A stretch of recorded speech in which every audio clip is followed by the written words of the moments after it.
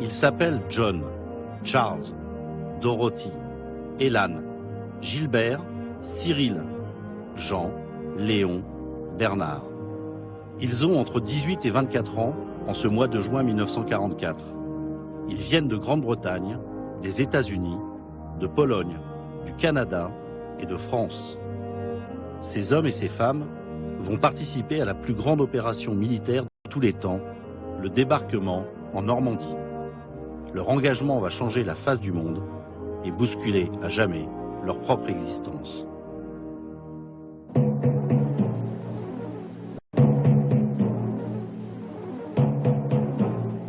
Ici, Londres.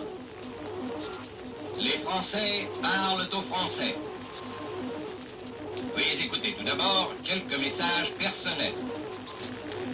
Les sanglots longs des violons de l'automne.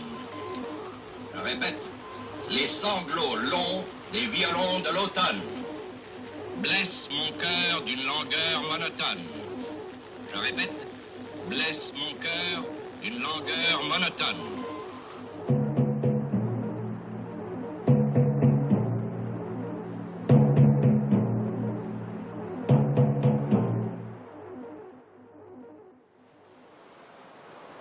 J'étais en Amérique pour faire un stage d'1 an dans différentes usines. Et qu'est-ce que je vois dans les actualités? Octobre 1940, je vois Pétain en train de serrer la main d'Hitler à Montoire. Alors là, je me suis dit, les Français peuvent m'appeler, jamais j'irai m'engager dans l'armée française au service de Pétain. J'ai voulu m'engager la première fois en juillet 1942.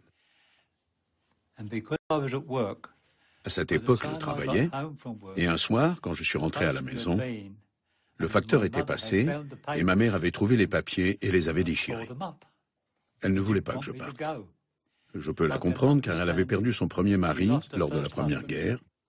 Elle avait perdu 2 petits garçons de 6 mois et une petite fille de 21 mois.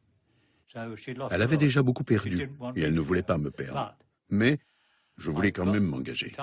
Et je suis allé au centre de recrutement et je leur ai demandé d'envoyer les papiers à une autre adresse.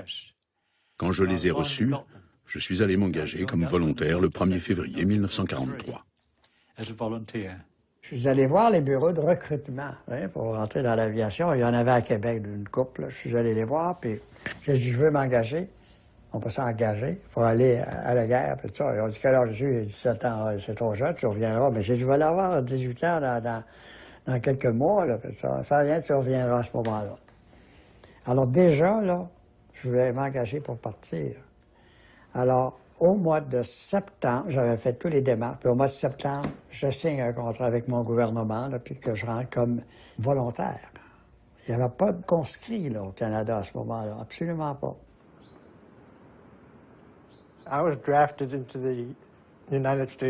J'ai été incorporé dans l'armée américaine en avril 1943. J'avais 3 frères et on est partis tous les 4 à la guerre. Mes 3 frères se sont engagés comme volontaires, mais pas moi. J'ai attendu qu'on m'appelle parce que j'ai trouvé ça anormal qu'on nous appelle pour servir dans l'armée américaine au risque d'y laisser notre peau, alors qu'à l'époque, on n'avait même pas le droit de vote. C'est pour ça que je n'ai pas accepté d'être conscrit. En 1939, j'étais à l'école des Mousses et j'ai continué. Et comme j'aimais pas, je m'excuse, à l'époque-là, on n'aimait pas les Allemands parce que mon père avait été gazé pendant la guerre de 14. Et j'ai voulu continuer pour me venger. Voilà. Kiefer est venu nous voir, puisqu'on était volontaires, il nous a choisis. Il dit bon d'accord, je suis là, et puis voilà, nous sommes donc partis à Eastbourne, prendre un entraînement pendant une semaine, voir ce qu'on valait. Et là, il nous a choisis pour partir au camp en Écosse pour faire l'entraînement de commando. L'entraînement de commando, c'est très dur. Hein. Bien sûr, il y en a qui abandonnent, d'autres qu'on ne veut pas les garder, ainsi de suite, c'est très dur. Enfin, moi j'ai réussi, je ne sais pas comment, mais j'ai réussi. On travaillait toutes les deux à Philadelphie, dans 2 hôpitaux différents. Un jour, j'ai reçu un coup de fil de ma sœur me disant qu'elle allait s'engager dans le corps infirmier de l'armée.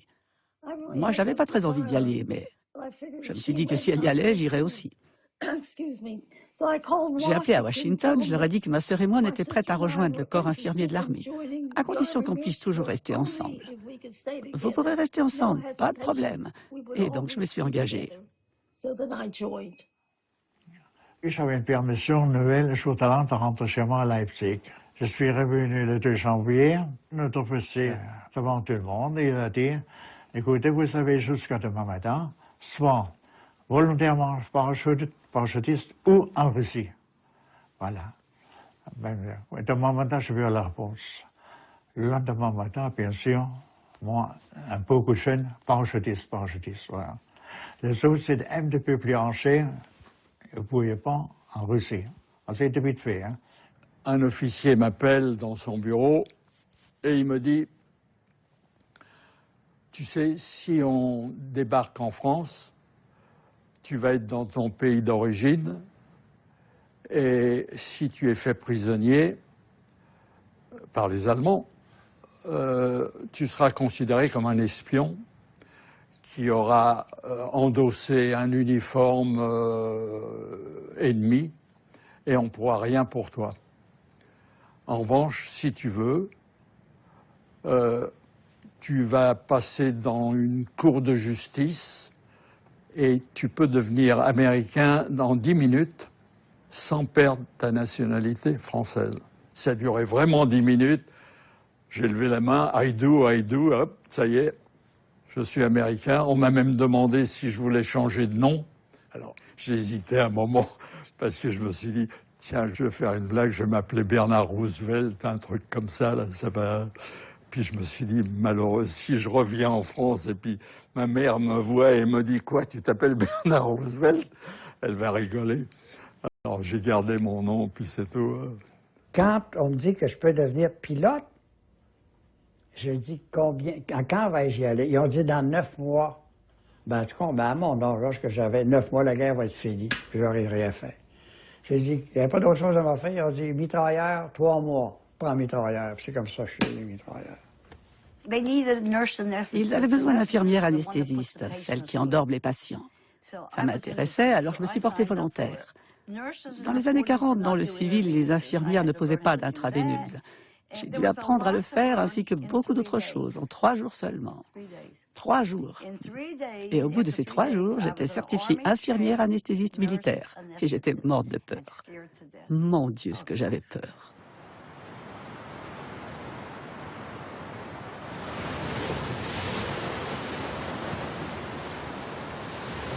On entendait toujours, ils vont débarquer, les Anglais vont débarquer. Enfin, mon grand-père écoutait la radio en douce, puis il disait ça, ils vont débarquer, tu verras. La grand-mère disait, mais tu nous embêtes, tu nous dis toujours depuis tant de temps qu'ils vont débarquer, mais en entendant, ils viennent pas, qu'elle faisait comme ça. Enfin, c'était les 2 vieux comme ça, entre deux, c'était marrant. Un mois avant le débarquement, on faisait plusieurs raids en France. Puis là, on se disait, il y a quelque chose là-dedans, là, comment se fait qu'on va plus en Allemagne? Ils ne nous disaient rien, là. On était au courant de rien. On nous avait mis dans un camp au secret, avec une maquette. Là, on a été mis au courant du débarquement. Ce qu'on avait à faire, la plage, les blocos, où ça se trouvait, ainsi de suite. Il y avait des noms de code, bien sûr. Sword Beach, bon, ça ne voulait rien dire. Juno, ça ne voulait rien dire. Mais parmi nous, nous avions 19 à vrai. Quand ils ont vu la côte, ils ont dit on débarque à Ouistreham. Alors là, les Anglais, quand ils ont mis au courant, nous ont dit hey, arrêtez, là, ne dites pas à vos copains anglais, là, sinon vous partez pas. Ils ont mis une... Alors donc on a arrêté, on leur a pas dit, mais nous on savions on allait débarquer. Quand on nous disait c'est pour demain, c'était jamais pour demain. Mais quand la nourriture est devenue meilleure, quand on nous a dit c'est inutile d'écrire parce que le courrier ne va plus être envoyé, c'est là où on a su que qu'on allait débarquer, quoi. En Angleterre, on nous donnait peu d'informations. Et les gars avec qui j'étais n'avaient jamais combattu. On nous a dit, Faites attention à vous. Repérez les soldats qui ont déjà combattu en Afrique ou ailleurs et faites comme eux. On n'était pas au courant de ce qui se passait. On ne savait pas à quoi s'attendre. Un briefing le 5 juin 1944, on est appelé dans la grande tente pour nous dire, parce qu'on se réunissait, non pas dans la tente, dans la grande, dans la fixe des tentes, pour nous dire que tonight is the night, ce soir, nous partons, c'est le début de la fin, c'est l'invasion.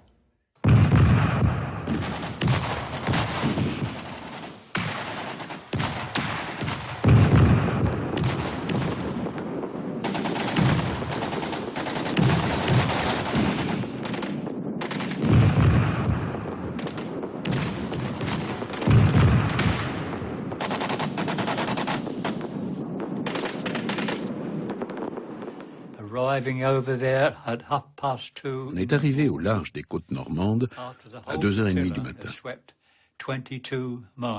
Avec ma flottille, nous avons neutralisé 22 mines cette nuit-là. Ce que j'ai vu là est gravé dans ma mémoire à jamais. C'était une vision inoubliable. Le ciel était rempli d'avions. La mer était pleine de navires de toutes sortes. On essayait de pas trop réfléchir. On savait ce qu'on avait à faire et, à l'instant T, on y est allé. On a largué les parachutistes et le matériel, en espérant ne pas se faire abattre. Mais il y en a eu beaucoup qui se sont fait descendre. Quand on est arrivé en Normandie, c'était la nuit. Et quand on a commencé à réduire notre altitude, il y avait beaucoup de nuages. Il faisait noir. On est descendu sous les nuages et les Allemands nous ont tiré dessus. Certains avions se sont touchés et se sont écrasés. On se levait pour se préparer à sauter. La lumière verte s'allumait et là on n'avait que 2-3 minutes pour sauter. Sinon on risquait de se retrouver sur la plage ou pire, dans la mer. J'ai sauté et j'ai atterri tout près du village de Sainte-Mère-Église. Une partie des Allemands dormaient dans les maisons des Français. Leurs maisons avaient été réquisitionnées. Les gens ont hébergé des soldats allemands pendant 4 ans. Ceux qui avaient été parachutés avant nous s'étaient occupés de la plupart de ces Allemands. Mais on en a trouvé quelques-uns et on les a fait prisonniers. Vers 1h du matin, donc il y a une personne qui frappe à la porte. Et c'était une voisine avec un parachutiste qui a dit « Je ne comprends pas ce qu'il me dit, mais il me dit quelque chose, mais je ne sais pas quoi. » Alors il avait le casque avec les petites toiles dessus et tout ça, donc on l'a fait vite rentrer. Et là, il a ouvert une carte d'état-major et ils étaient tombés à 30 km de là où ils auraient dû être. Quand on est venu pour bombarder Oulgat, j'ai vu les premières, là, j'avais pas d'idée, le ciel s'était illuminé comme si on avait allumé des lumières partout. C'est les canons qui disaient, dans un flash, tu voyais des bateaux, tu voyais toutes sortes de choses, là. Aucun bruit. Tout ça, ça doit faire du tapage, mais moi, j'entendais rien, personne de nous entend ça, le bruit habituel des moteurs. Puis là, on est retourné en Angleterre. La même nuit, je suis parti pour le raid pour Coutances. J'ai fait 2 raids dans 24 heures. J'étais marié et je disais ça à mon épouse avant de partir. Là. Elle était sur la base, puis je disais, je m'en vais sur un autre raid. On était nouvellement mariés. Je lisais la terreur dans ses yeux. Puis je lui disais, tu sais, je suis tellement chanceux, il m'arrive jamais rien, mais tu sais pas. Puis elle était brave, c'était une Anglaise, puis elle était brave, elle pleurait pas.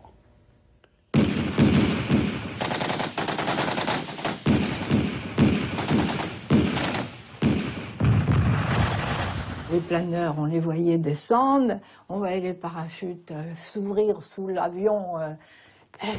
Mon père, là, ça y est, mais ils débarquent, mais ça y est, c'est des parachutistes, mais ils arrivent, ils vont débarquer, mais ils débarquent, c'est les Anglais qui arrivent, enfin, donc, alors maman faisait, tais-toi, tu vas nous faire avoir des problèmes, tais-toi, qu'elle faisait, enfin, il y avait toujours la peur, hein, de toute façon. Moi, je me souviens toujours de papa, quand on entendait des... Il disait, c'est pas pour nous, c'est pas pour nous. On avait une peur terrible parce que... Alors, on a donc été dans la tranchée. Et puis, dans la nuit, maman, heureusement, a eu beaucoup d'enfants, elle n'avait pas de mal à mettre au monde, heureusement. C'est papa qui a accouché maman, évidemment. Alors moi, j'ai chauffé sa première chemise sur mon ventre, parce qu'il n'y avait rien. Il n'était pas lavé, maman l'a mis à côté d'elle, il y avait un crapaud à côté. Alors je dis, qu'est-ce que c'est? Alors, c'est un petit frère, un petit frère. Et puis papa, avec le couteau, son opinel, il a coupé le cordon. C'était comme ça. Hein. C'était comme ça, hein.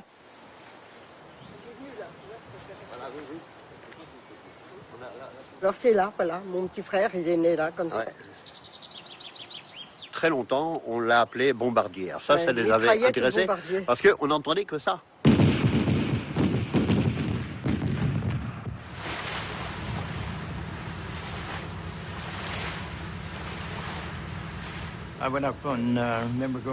Je suis monté sur le pont et j'ai regardé autour de moi.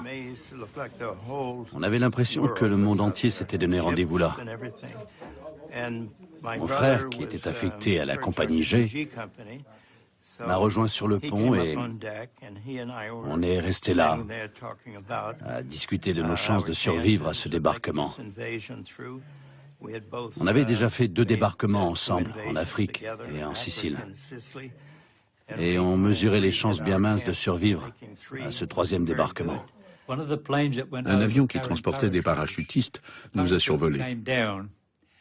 Un parachutiste a sauté et son parachute s'est mis en torche. Les suspentes se sont enroulées autour de son cou.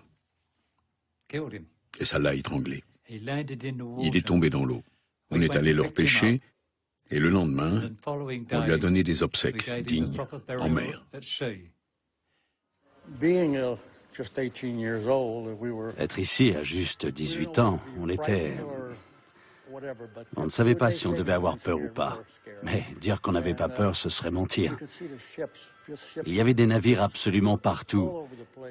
Et vers 6h30 du matin, ils ont commencé à bombarder. Il y avait les navires de transport de troupes et des barges, et ils ont commencé le transfert. La barge de débarquement, juste à côté du navire, était soulevée par la houle. On enjambait le bastingage en se tenant à l'échelle de corde et on descendait. Arrivé à un certain point, on sautait à bord de la barge. Mais il fallait bien calculer son coup et y aller quand la barge était au plus haut de la vague. Là, c'était le moment de sauter. Si on ratait le saut, on atterrissait dans l'eau coincée entre la barge et le navire. Et là, c'était la mort assurée.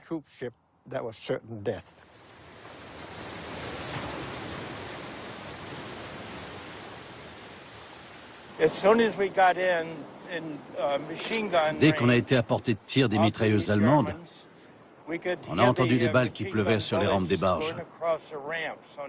On savait qu'une fois que la rampe allait s'abaisser, il faudrait y aller.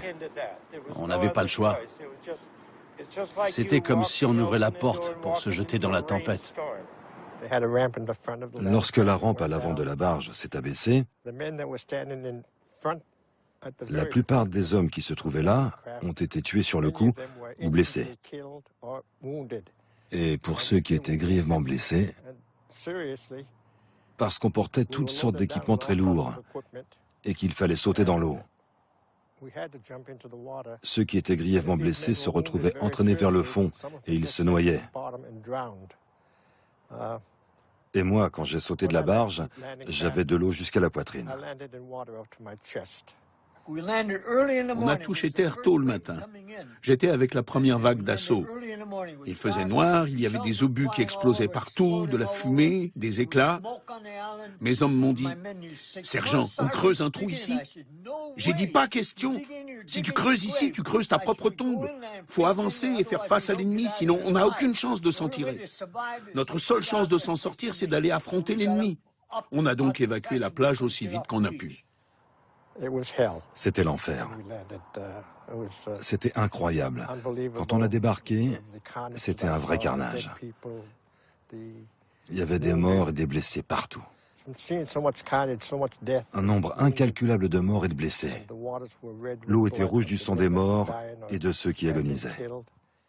Les mitrailleuses se sont mises à crépiter. On avait l'impression que ça venait de partout. Il paraît qu'il n'était que d'un côté, mais on n'aurait pas dit. On a continué à grimper. Je ne sais pas comment on en a réchappé. Mais il y en a beaucoup qui sont morts. On a perdu un nombre incroyable d'hommes. C'était l'hécatombe. On est plusieurs à avoir survécu. Comment? Ça, je suis incapable de le dire.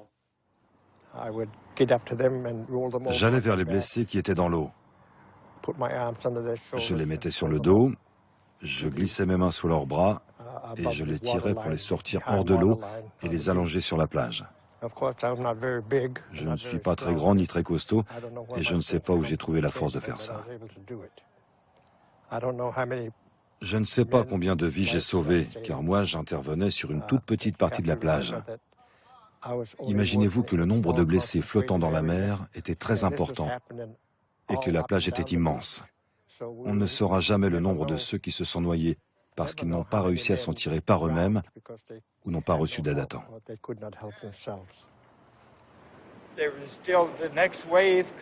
Il y avait sans cesse une nouvelle vague de soldats qui arrivait. J'avais de l'eau à peu près jusqu'ici et quand une barge a descendu sa rampe, j'ai reçu un coup dans le dos et j'ai coulé. J'avais 2 vertèbres cassées dans le bas du dos. Je ne pouvais plus marcher, mais j'ai quand même réussi à aider un type.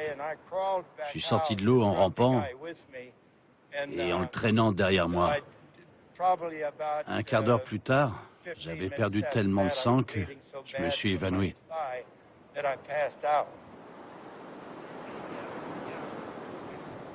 Sur mon bateau, seulement 7 hommes sur 31 ont atteint la plage. Sur les 7, 4 ont été blessés. Il n'y en a eu donc que 3 sur 31 à avoir traversé la plage, sains et saufs. Alarme, qu'est-ce qui se passe? Les Américains sont débarqués en Normandie. Ah, bon, alors on a préparé toutes nos affaires. Hein. Et dans la nuit de 6 au 7, nous sommes partis à pied jusqu'à Saint-Lô. Ça fait 350 km. On a marché que la nuit, parce que dans le journée, on avait les avions là-haut qui volaient au-dessus de nos têtes. À peine arrivé, le premier camarade est tombé tout de suite. Il y avait des éclats dans la poitrine. Hein. Le sang, ça, c'était un peu partout, ça nous faisait peur au début, c'est normal, c'est la première fois. Hein. Mais après, nous avons tellement pris l'habitude. Hein. Nous avons été à Saint-Lô. Tout autour de Saint-Lô, c'est quelques 5 km, 10 km. Notre spécialité, c'était poser des mines dans No Man's Land.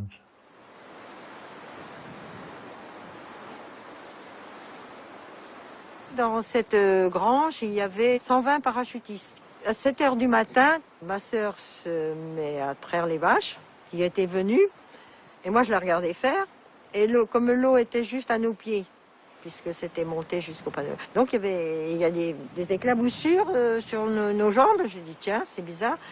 Et aussitôt, c'est des Allemands qui devaient être dans les prés en face et qui nous mitraillaient, qui voyaient les Américains aller et venir dans la maison, et là, on aurait très bien pu...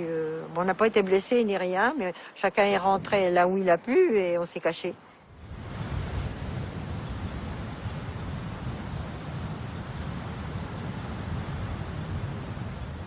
Nous avons débarqué à Colville et de là, nous avons débarqué nos sacs et les munitions pour partir justement, aller sur Ouistreham, ce qu'on appelait le casino. Mais il n'y avait plus de casino, c'était un blocos qu'il y avait. Voilà. Puis il nous a dit, voilà, quand vous descendez, vous foncez vers le blocos. Une cible mobile, c'est pas bon. Faut être une cible très... Vous voyez. Et donc, plus vous arrivez le blocos, plus le champ de tir se referme. Oui, donc, alors on a eu donc à foncer sur la plage et on n'a pas pensé au danger, même pas. Hein. Non, même pas. J'ai fait mon possible d'être le plus courageux. C'est tout. Tout en ayant peur. Nous sommes revenus sur nos pas où nous avons débarqué pour reprendre nos sacs, car nous avions des munitions. Dedans, nous avions pas mal de munitions, on a rechargé nos munitions, un petit casse-route, et nous sommes partis vers l'intérieur. Et comme vous dites, on a passé Saint-Aubin-d'Arconnet, et nous sommes arrivés vers 16h30 le soir du ski. Il faut traverser le pont, nous avons fait encore 2 km jusqu'en Fride, 2 km et demi, pour faire nos premières tranchées. Là. Ça fait que dans la journée, on avait parcouru environ 17 km. Et là, nous avons arrêté dans une ferme, là, et là, bien sûr, bien content de rencontrer des bacs et pleins d'eau pour pouvoir nous laver, tremper nos habits dedans, vous voyez, comme dans la marine, mouiller, c'est lavé, c'est vrai que c'est propre, parce qu'avant ça, on sentait un peu la marée. Hein.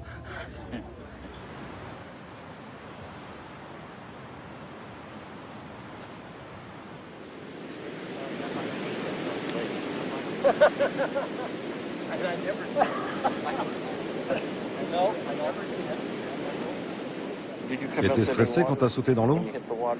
Ah oui, on avait très peur. T'avais de l'eau jusqu'où? À la taille? Oui, jusque-là à peu près. Ouais, jusque-là.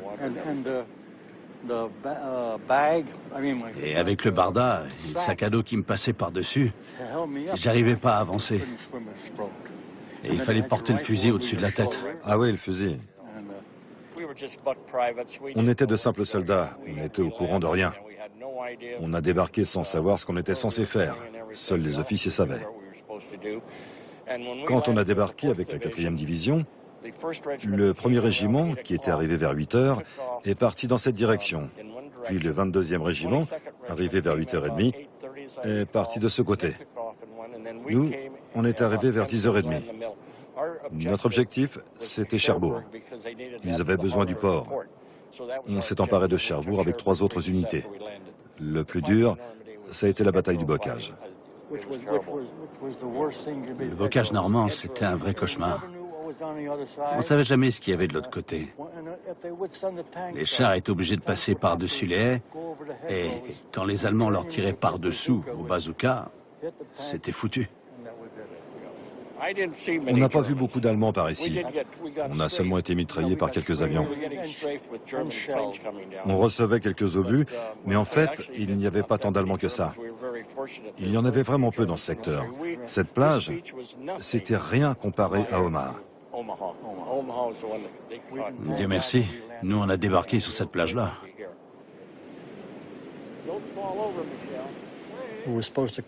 On était censé débarquer au niveau d'un bunker, mais ils ont fait une erreur. Et on a débarqué 3,5 km plus loin. Le général Roosevelt nous a dit, on n'est pas sur la bonne plage, mais on va commencer la guerre à partir d'ici. Au début, je me demandais ce que je faisais là. J'avais rien contre les Allemands, mais quand j'ai vu pour la première fois un Américain mort ou blessé, je suis passé instantanément de l'enfance à l'âge adulte.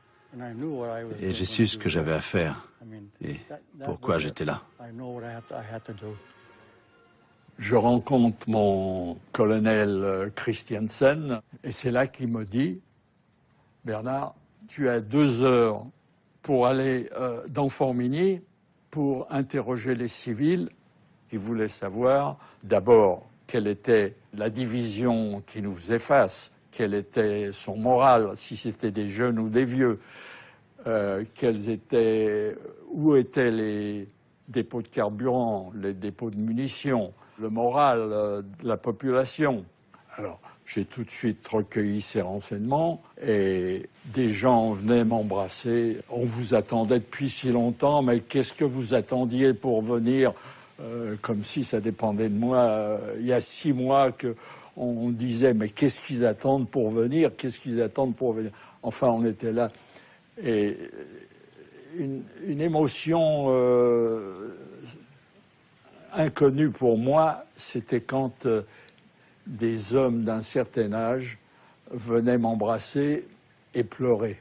Alors là, pour dire merci, merci.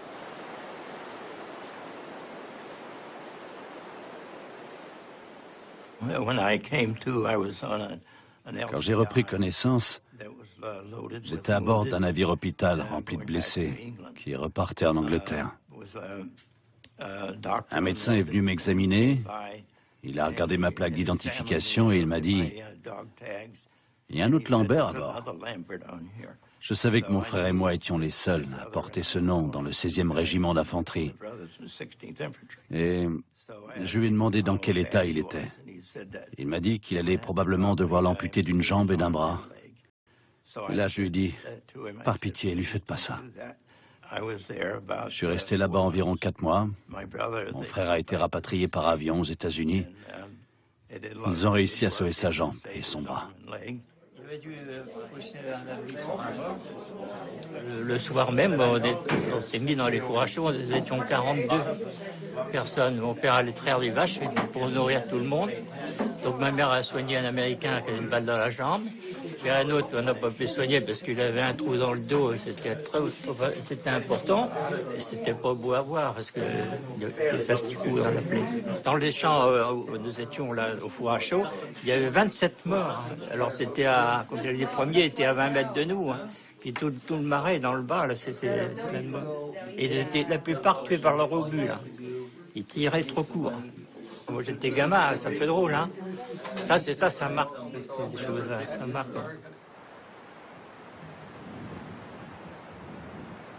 Alors, une fois, on était en patrouille devant moi, peut-être à 30 mètres, un Américain. Voilà, comme ça. Lui, c'était jeune, lui, pour moi, c'était bien plus âgé hein, que moi. Hein? Bon, on se regardait, hein, comme des prières. Hein? Bon, il me regarde, je regarde. C'était assez long. Bon, on a commencé à faire ça. Comme ça, on a descendu nos tempes, lui aussi. On commence à trembler. Hein?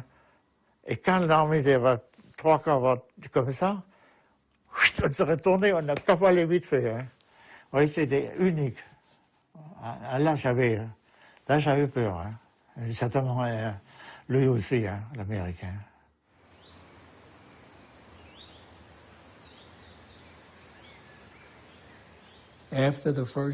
Après la construction de la première piste d'atterrissage au-dessus de Omaha Beach, qui s'est achevée seulement le 9 juin, notre mission a consisté à acheminer des munitions et du personnel en France.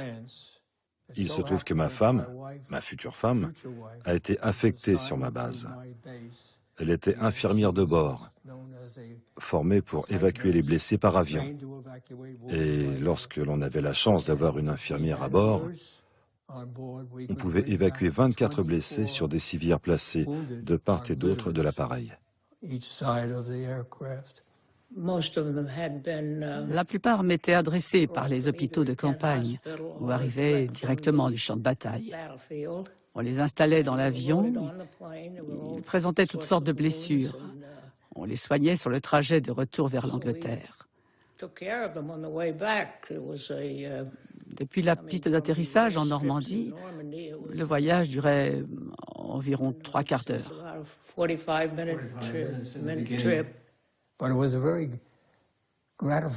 Ça a été pour nous une expérience très gratifiante d'être là pour aider des gens au lieu de les abattre. Bien sûr, quelqu'un devait se charger de le faire aussi. Mais nous étions engagés du bon côté des choses. Et ça a été pour nous une expérience très valorisante.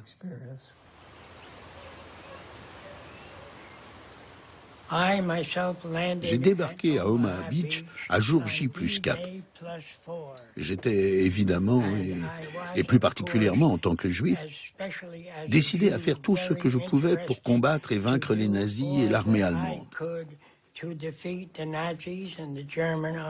Et donc j'ai pris part à la guerre avec beaucoup d'enthousiasme. On était toujours sur la ligne de front, sous le feu, et notre mission c'était de réparer les pneus pour les donner aux gens qui en avaient besoin immédiatement. Les pneus nous offraient une très bonne protection. On travaillait sous des bombardements et des mitraillages, et à chaque fois que j'entendais un avion, je sautais dans une pile de pneus de camion, et là je me sentais en sécurité, et j'attendais que ça se passe. Un copain du service cinématographique de l'armée me dit « Écoute, il faut que tu trouves une fermière française, une française naturellement, une fermière avec des sabots, de la paille qui sort des sabots, et une palanque avec des seaux, et puis j'ai trouvé un endroit devant un four à pain dans la petite rue là, et je vais prendre une photo, ça va être la coopération franco-américaine, tu vas faire semblant de remplir ces seaux avec de l'eau. » Il prend la photo, elle paraît dans tous les journaux américains et canadiens du 1er juillet 1944. C'est comme ça que celle qui allait devenir ma femme, Françoise, qui était toujours en Amérique, a su que j'étais en France. J'expliquais aux patients ce que j'allais leur faire et comment ça allait se passer. Je leur disais que j'allais leur injecter un médicament dans le bras pour les endormir. Ils devaient décompter en partant de 100. En général, à 97, ils dormaient déjà. Un jour, on m'amène un type très costaud. Je lui explique comment ça va se passer, je commence à lui injecter le produit, il se met à décompter, il descend jusqu'à 75. J'appelle le docteur, il me dit « Augmentez la dose, augmentez la dose ». Le type a décompté jusqu'à 32. Et là, il s'est endormi. Ils l'ont opéré et ils l'ont mis en réanimation. Il a dormi pendant 3 jours. Les médecins étaient inquiets. Quand il s'est réveillé, il était dans une rage folle. On m'a dit... Peut-être que je ne devrais pas dire le mot. On m'a dit que j'avais pas intérêt à m'approcher de la salle du fou furieux parce qu'il voulait faire la peau à la petite garce qu'il avait endormie.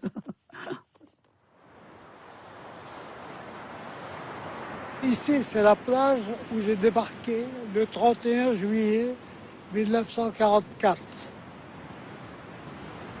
Les Polonais avaient un idéal à défendre. C'était la liberté et la paix des hommes. Alors que les autres, ils combattaient pour un seul homme, pour le Führer, un fou. Nous sommes arrivés à Caen. Nous avons traversé Caen en ruine. Et à la sortie de Caen, nous avons pris les champs qui mènent en direction de Falaise. Et là, nous avons étraîné le premier combat, le baptême du feu, comme on dit. Dans Poste à Falaise, nous sommes arrivés le 19 août. On était bombardés par les savants, par des canons, des chars qui tiraient tout autour de nous, parce qu'ils étaient encerclés. Hein. On a vu vraiment des catastrophes. Hein. On marche sous les catastrophes, tellement on avait. Hein. Quand on avait des camarades, des pas arrachés ou des chambres de ça, je voyais même une fois une tête qui roule devant moi. Hein. Mais c'était non. Encore aujourd'hui, je ne peux pas oublier ça. On ne peut pas, c'est pas possible. Hein. Les officiers supérieurs allemands ont appelé ce couloir le couloir de la mort, puisque pour passer dans ce couloir, il fallait qu'ils enjambent les cadavres allemands pour ne pas marcher dessus. Voyez-vous ce que ça peut faire comme impression. On peut s'imaginer ce que ça donne. Ils ont passé comme ça en dernier lieu parce que c'était ça ou sauver leur vie ou rester avec les autres. Ils n'avaient pas le choix. Vraiment, les tranchants ne pouvaient pas dormir. Hein. On était toujours sur notre carte. Hein. Ils essayaient d'attaquer quand même, les Polonais aussi, les Canadiens, les Américains. Hein. On s'est défendu comme tout, on a tiré. Hein. C'est affreux. Hein. Au début, on était 120, et puis nous sommes sortis en 9 seulement, en 9. On soit tués ou blessés. Ouais.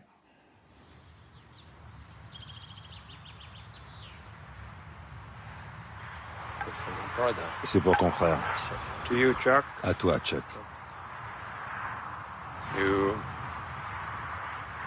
Tu es mort si jeune, mais tu es tombé en défendant tes valeurs. J'ai du respect pour ce que tu as fait. Et depuis, j'ai essayé de vivre ta vie en partie en essayant d'être digne de toi. Chuck. Chuck.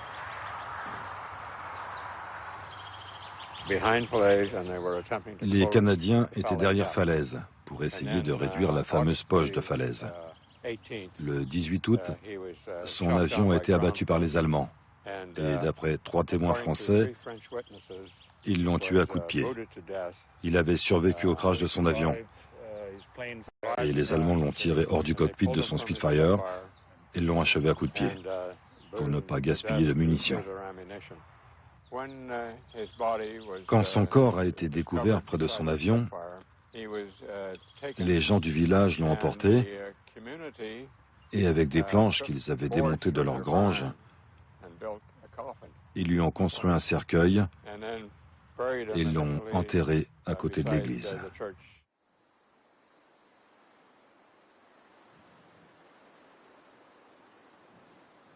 J'ai une permission et je vais à la maison, je garde ma Jeep dans la cour, et je monte au 3e étage, ma mère, je revois ma mère, elle commence à chialer, tous les deux, on pleure. Elle m'avait vu partir à 18 ans, elle me revoit à 24, et elle me donne des nouvelles de la famille, une partie qui a été déportée, grand-père, grand-mère, oncle, cousin, des copains, le marchand de journaux qui était en bas, enfin.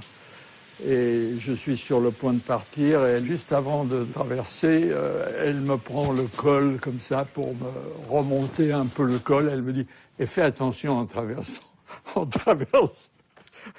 traversant la rue. » Ma mère qui me dit ça, j'avais fait le débarquement et tout le truc. Elle me dit « Fais attention. » J'ai eu ma première permission avant d'être démobilisé. Je suis arrivé chez moi un samedi après-midi. Ma mère m'a dit « Ton père est au village, au club des ouvriers. » Donc on y est allé et j'ai discuté avec pas mal de gens. À l'époque, je ne m'étais pas rasé depuis longtemps. Et j'avais une grande barbe. Et là, une petite fille de 8 ou 9 ans va voir ma mère et lui demande « Madame Banks, lui, c'est votre père ?» On a bien rigolé ce jour-là.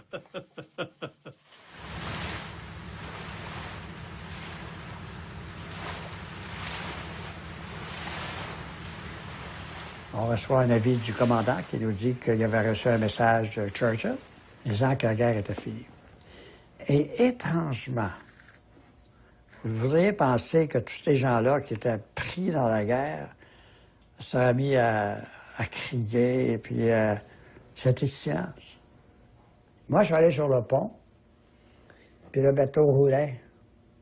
Alors, à un moment donné, je le voyais aller, puis je voyais le ciel, puis je voyais la mer, puis je voyais ça. Je suis très songeur, là. Puis je me disais, qu'est-ce qui va arriver? C'est fini. Pourquoi? Pourquoi je suis triste quasiment? Ça. J'étais pas triste. C'est à ce moment-là que j'ai réalisé, pour la première fois, je l'avais pas demandé, j'avais pas dans quoi je m'étais engagé, mais j'étais libre. Puis si je tuais un Allemand ou un ennemi, je devenais un gangster, je devenais un meurtrier.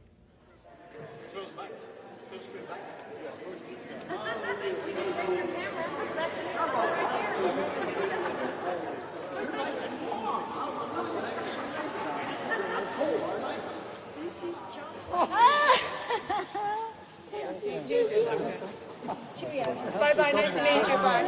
Quel plaisir de te voir. Oh, you okay? I'm very happy to see you. Very important for me too. 22 ans d'une très grande amitié. Il y a 22 ans, dans mon petit village à Créance, je m'en allais à mon bureau de poste, j'avais 14 ans, j'allais à mon bureau de poste poster du courrier. Il y avait Bill à l'entrée du bureau de poste, les deux bras ballants comme ça. Alors il avait un gentil sourire, je le regarde, je dis, vous voulez rentrer? Non, non. Alors je mets mon courrier à la poste, je ressors. Il était toujours là, voilà. ce sourire. Elle a dit que j'étais très bel homme. Alors, je ressors, il avait toujours ce joli visage. Et puis, je dis, vous avez besoin de quelque chose? Alors il me dit, petit peu français, beaucoup Calvados.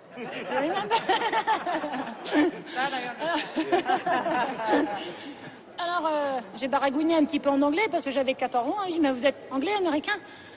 Alors, il me dit, je suis américain. J'ai été caché dans votre village en 1944 et je voudrais remercier les gens qui m'ont aidé et qui ont aidé les autres soldats en 1944. This is Bill. Bill. Ah, Le voilà.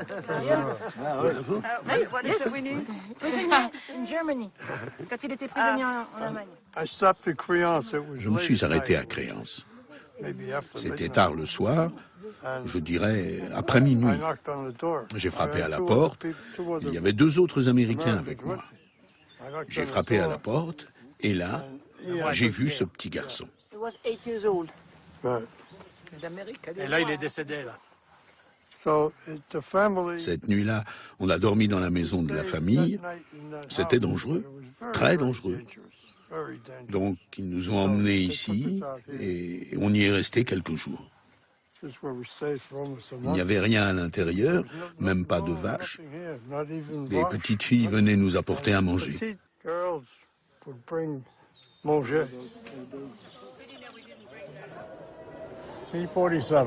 Le C-47, le même que celui que je pilotais pendant la guerre. C'est excitant de pouvoir remonter à bord. On marchait toujours comme ça, un peu courbé.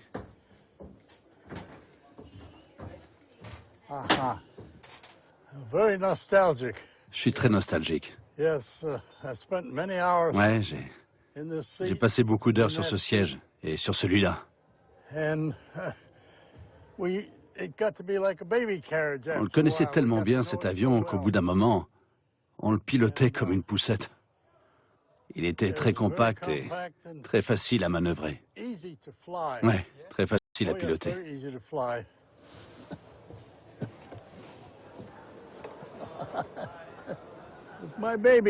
C'est mon bébé. Ça a été comme ma maison pendant longtemps. J'y ai passé 17 mois.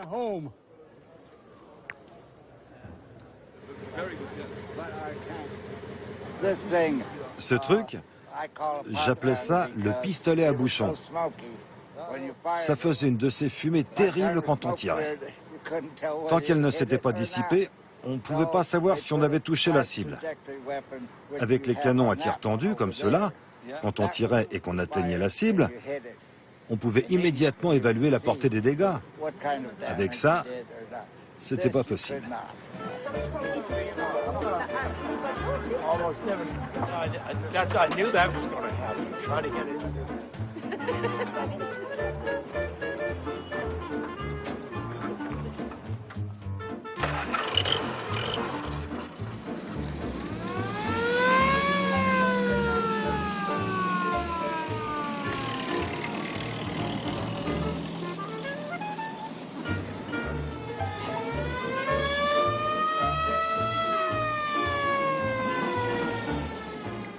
T'es allé combien de fois à Paris? L'armée m'a envoyé 2 fois à Paris pour apprendre aux Français à réparer les pneus. Mais tu as fait quoi là-bas? Dis-nous-en un peu plus. Ah non, je n'en dirai pas plus. Je connais Montparnasse, Montmartre et tout ça. Je connais les Folies Bergères, le Moulin Rouge. C'est les choses de la vie. Ça fait partie de l'éducation. Je voudrais exprimer quelque chose qu'on a tous ressenti et qu'on ressent encore. Un des plaisirs dont ont été privés nos camarades qui sont morts ici, sur ces plages, c'est de voir la joie des gens à la libération. On a vu la joie du peuple français, en particulier ici en Normandie, quand ils ont récupéré leurs terres et leurs fermes. Et c'est quelque chose que n'ont pas pu vivre ces hommes enterrés ici.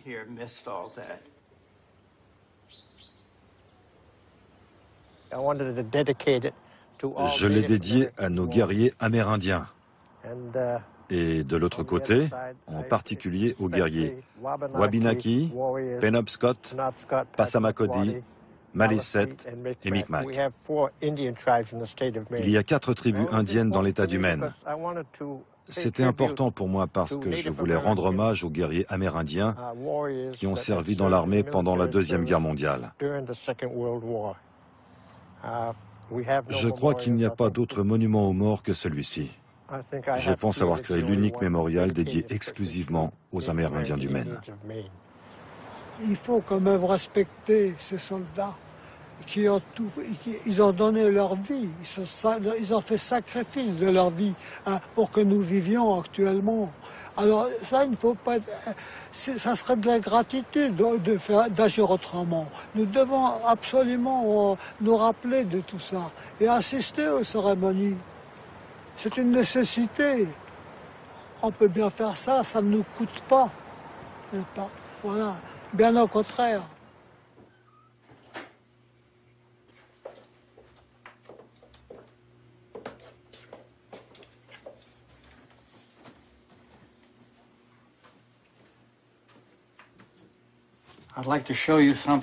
Je voudrais vous montrer quelque chose. J'ai écrit mes mémoires. Mon fils est venu un jour et il m'a dit « Papa, on ne sait rien sur ta guerre ». Alors je me suis mis à écrire. Dès que je suis entré dans l'armée le 19 août 1943, chaque fois que je le pouvais, je notais où j'étais et ce que je faisais. Quand j'ai débarqué, quand je suis allé à Coutances, à Saint-Lô, tous les endroits où je suis allé, je les ai notés dans ce livre. Le jour où j'ai rencontré Jacqueline, comment je l'ai rencontrée, tout est consigné dans ce livre.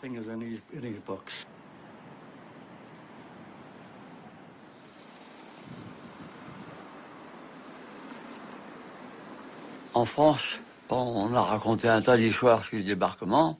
Il n'y a que les Américains qui comptent. Mais ouais, on est très contents de les avoir avec nous, il n'y a pas de problème. Leur matériel, les hommes, ils ont perdu des hommes aussi, comme nous en avons perdu. Hein.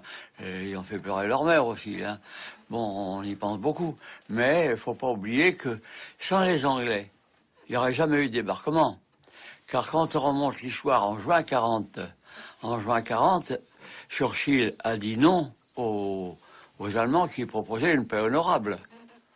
Bon, il a dit non, hein, et il a dit à ses concitoyens, hein, je ne vous promets que des larmes et du sang. Et croyez-moi, pendant 5 ans, en Angleterre, ils ont eu les larmes et du sang. Hein. C'est le reste d'un parachute qui vient du débarquement, là. Donc un qui est tombé dans les prés en face, là. Et donc on a récupéré. Et donc, mes sœurs, le jour de leur mariage, en 1945, se sont mariées avec deux superbes robes faites par une de mes sœurs dans les parachutes. Moi-même, j'avais ma robe de fille d'honneur, donc était faite aussi dans le parachute. La mienne, elle est à Atlanta maintenant, au musée de l'aviation.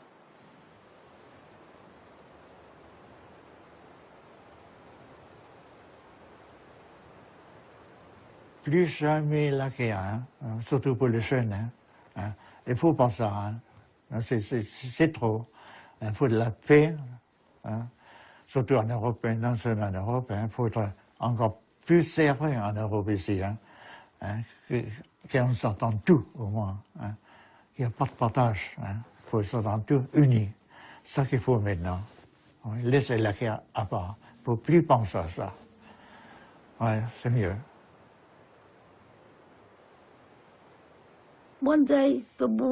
Et puis un jour, la guerre était finie. On avait gagné.